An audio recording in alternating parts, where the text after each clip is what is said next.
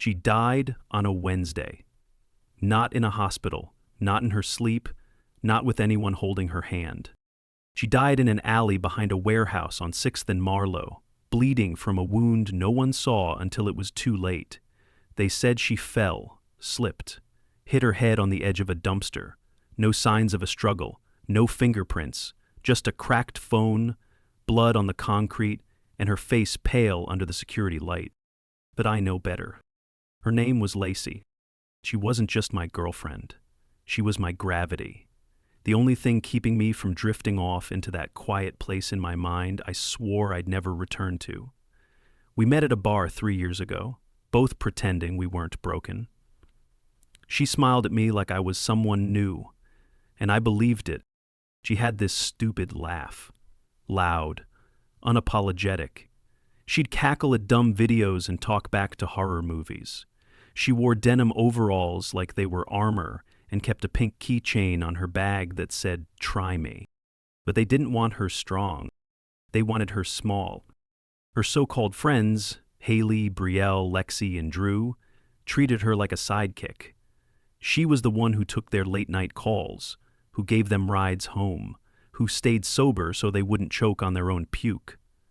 And they repaid her with cold shoulders, cruel jokes, and backhanded compliments. It started small, snide remarks about her clothes, about her job, about how she tried too hard. Then came the silence when she walked into rooms, the texts they sent each other while she sat right there. She cried in the car once. I asked why. She just said, "I think they'd be happier if I disappeared." She didn't fall. She faded. That night she was with them. They went out to a party at some warehouse. She didn't want to go and told me she felt off. I said she should stay in. She didn't listen. I got the call the next morning. From the police. They said it looked like an accident. But her phone? It was unlocked when they found it, and I saw the last text she ever sent. To anyone who cares I'm bleeding, come back. I'm scared. Sent at 1:18 a.m. No one came. Not one of them. And then they had the audacity to hold a memorial. They came dressed like mourners, draped in black, all crocodile tears and whispery sobs. I watched them from the back pew of the chapel. Haley took a selfie with the casket behind her. Lexi posted a picture of the flowers with the caption, "Fly High Queen." Drew wore sunglasses and grinned like he was at a concert. Brielle hugged Lacey's mother and asked if she could keep one of her bracelets. I saw her pocket too. I didn't cry. I memorized every face in that group photo they took outside the chapel. I printed it, burned the edges, and smeared it with Lacey's lipstick, the one she kept in the glove compartment of my car for emergencies. Then I mailed it to each of them. No return address. A week later, I sent the next gift. Screenshots, deleted messages, things they thought were gone. The group chat where they joked about Lacey being clingy, where Drew said, "She's a buzzkill, leave her if she gets annoying," where Haley said, "If she gets hurt, it's on her, not like she ever listens." They all saw it. I know, because I track the read receipts. Then came the third reminder. Bones. Not human. Not yet. Just small ones. Bird bones. Clean. Tied with red string and placed inside boxes shaped like hearts. And finally, I left the message they couldn't ignore. Painted in thick, wet strokes across the windshield of Drew's car, the same night someone slashed all 4 of his tires. Regret looks better soaked in blood. He didn't make it home that night. Police found his body 2 blocks away, face bruised, teeth shattered, mouth stuffed with funeral flowers. The others went quiet. But I was only just beginning. I didn't want them dead, not yet. I wanted them broken. I wanted them to feel cold pavement and panic, to hear the world go silent around them while their lungs begged for air. Lacey's death wasn't quick, so neither would theirs. I started with Brielle. She was the weakest link, the one with the most to hide. I slipped a flash drive into her mailbox with no note. On it was a recording of her drunkenly mocking Lacey at a party, just days before she died. The audio had been wiped from social media, but nothing's ever really gone. I posted it. Anonymous account. 3 a.m. By morning, it was everywhere. She deleted her profiles within hours, canceled by the very crowd she once led. But I wasn't done. That night, I followed her. She lived in a loft downtown, overpriced and too sterile. I watched her through her big glass windows as she cried into a phone, pacing, shaking, gripping the ends of her hair like she wanted to tear it out. I waited until the lights went out. Then I climbed the fire escape and left another box on her balcony. This time it was Lacey's phone. Cracked. Dried blood on the corner. Inside the case, I'd placed a photo. Lacey, alone, sitting on the curb outside the warehouse, taken from a traffic cam frame I found buried in public records. Timestamped, 1:22 a.m., 4 minutes after her message. The last thing she ever did was wait. Brielle screamed when she saw it. She moved out the next week. I followed her new address, because this doesn't end until it ends. Next was Lexi, the influencer, the narcissist. She posted about Lacey for clout, mental health matters, don't take life for granted, 1,000 likes. She made merch, sold shirts with Lacey's initials. I broke into her studio one night. Didn't take anything. Just replaced her ring light bulb with a red one. So when she turned it on for her live stream, her face was bathed in blood-colored light. And behind her, taped to the wall, was another photo. The group photo. The same one she'd posted with ex-sister forever. But this time, I'd cut out Lacey's face and replaced it with a skull. She screamed, live comments exploded. She deleted her account by morning. The news called it a hack. I called it justice. But the next one? Haley? She was going to be different. Because Haley knew. She didn't just abandon Lacey. She told them to leave her. She laughed when she cried. She deserved the worst. And that's where this story starts to bleed for real. Haley thought she was safe behind gates and cameras. After Drew's body was found, she vanished for a few weeks. No posts, no parties. She moved back in with her parents in the suburbs, where the streets were lined with trimmed hedges and American flags, and the neighbors waved like nothing bad ever happened. But bad things happen in quiet places. I watched her from the woods behind the house. She jogged every morning, same route, same time, always with headphones in, always pretending she wasn't looking over her shoulder. I waited 2 weeks, let her settle, let her think the worst had passed. Then I started leaving her reminders. First, a bouquet. Not roses or lilies, but dried carnations. Lacey's least favorite flower. Wrapped in paper soaked in river water and blood, left on her porch with no note. Her mother found it. The way she screamed told me enough. Second, a voice recording. I slid a USB into their mailbox labeled Play Me. The audio was a mash of sound clips. Lacey's last voicemail to me, Haley's cruel laugh from an old party video, and silence. Long, cold silence. The kind that fills your chest like water when you're drowning. 2 days later, Haley stopped jogging. I knew what she did next. She reached out to the others. Brielle didn't respond. Lexi ghosted her. She tried to call Drew, probably forgetting for a moment that corpses don't answer. They were splintering, isolated, good. She started seeing a therapist. I followed her there, took note of the office hours, watched her wait in her car, clutching a notebook, crying into her sleeves. She wasn't sleeping. Her hands shook when she unlocked her front door, but I wasn't done yet. Haley needed to remember everything, so I left her one last gift. Inside her car, I placed a copy of the emergency dispatch log from the night Lacey died, printed, highlighted, circled. 119, IMM, distress, call, female voice, location pinged, no unit dispatched. Underneath it I wrote, "You heard her, and you did nothing. She called the cops, they traced nothing. She moved again. Didn't matter. The guilt doesn't live in a house, it travels. And I was about to let it rot her from the inside. But first, there was one more to deal with. Lexi. She hadn't resurfaced since the live stream, but I found her. Cheap motel outside the city. Changed her hair, new name on the check-in list. Still tried to keep her nails done and her lashes perfect, clinging to the image like it was a life raft.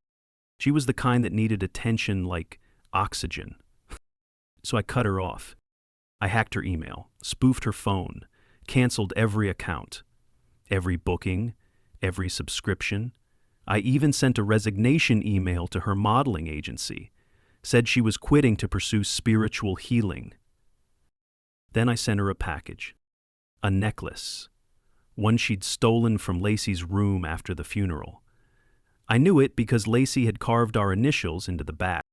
Lexi opened the box and found it tangled with a single clump of hair. Lacey's. She shaved her own head that night. He said it was for reinvention, but I know fear when I see it. I made sure her new ID expired in a week, and that every motel around town got a flyer with her face that read, "Do not rent to this woman." She tried sleeping in her car. I let her. Then I smashed her window in the middle of the night and whispered 3 words before I walked away. She remembered everything. Lexi left town the next morning, took a bus east, didn't even pack a bag.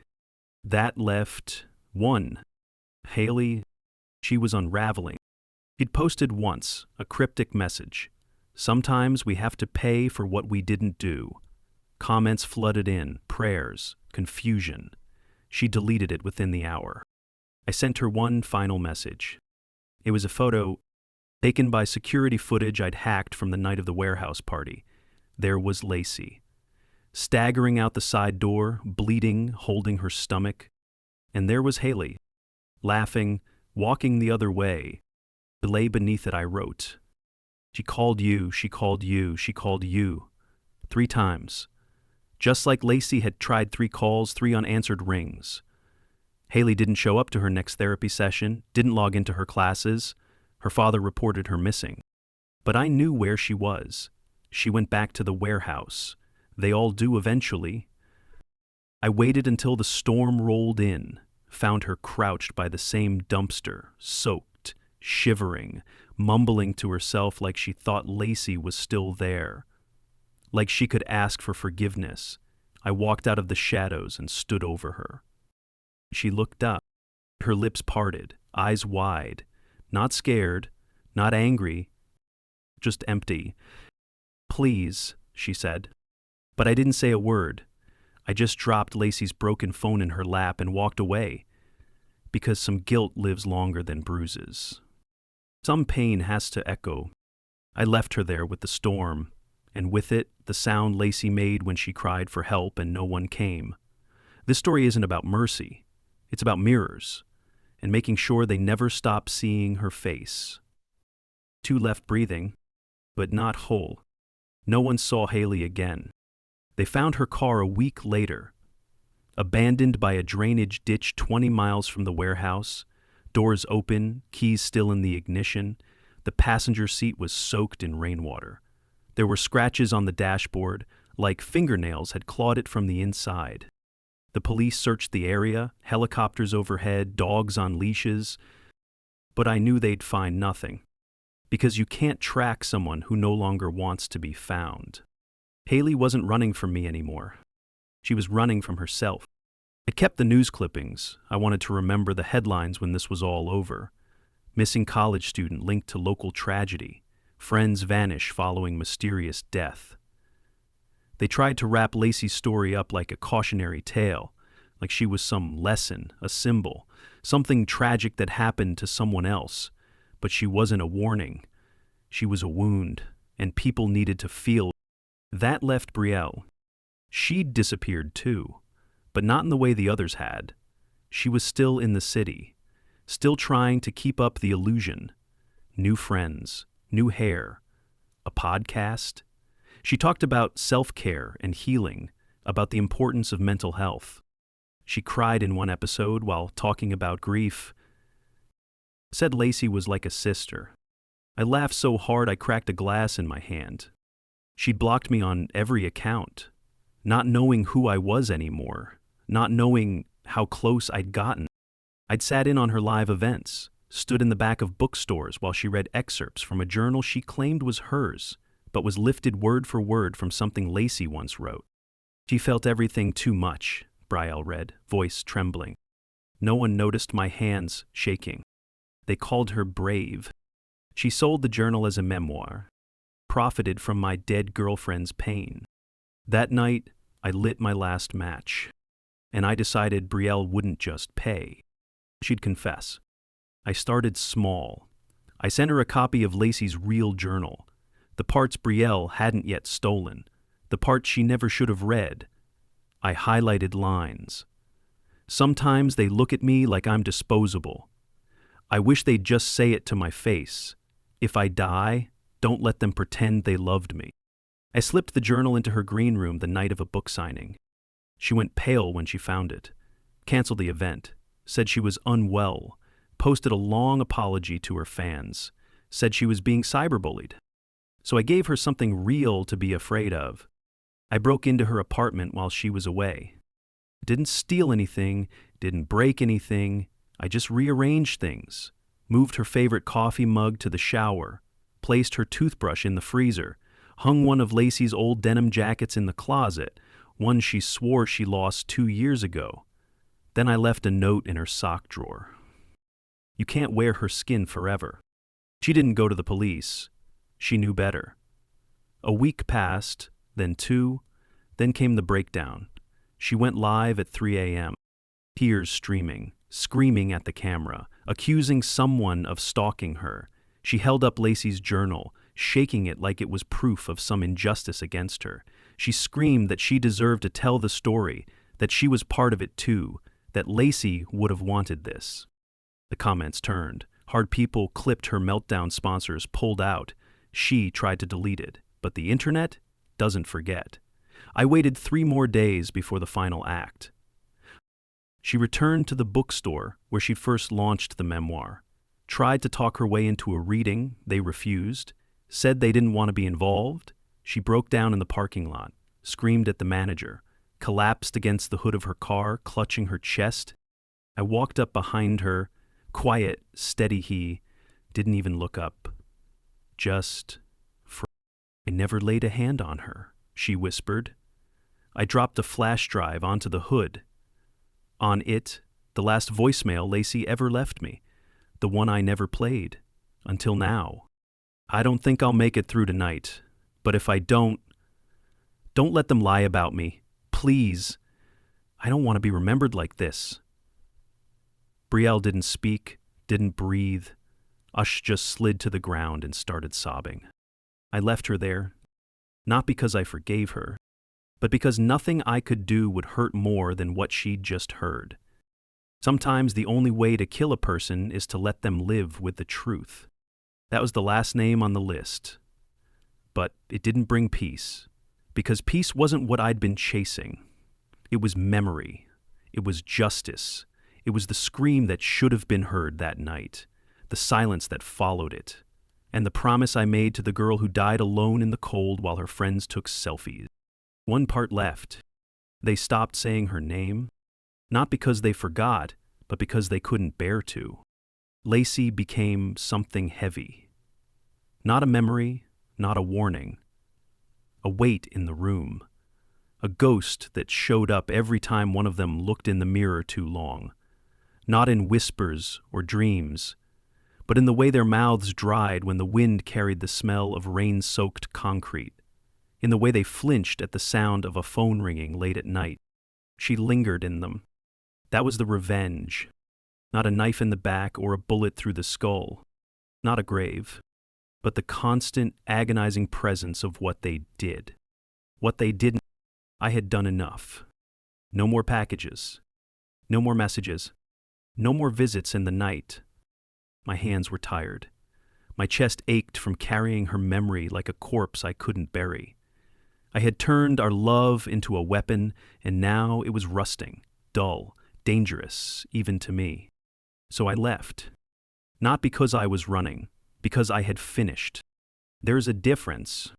I moved to a town with no billboards, no campuses, no influencers. I took a job at a salvage yard, cash under the table.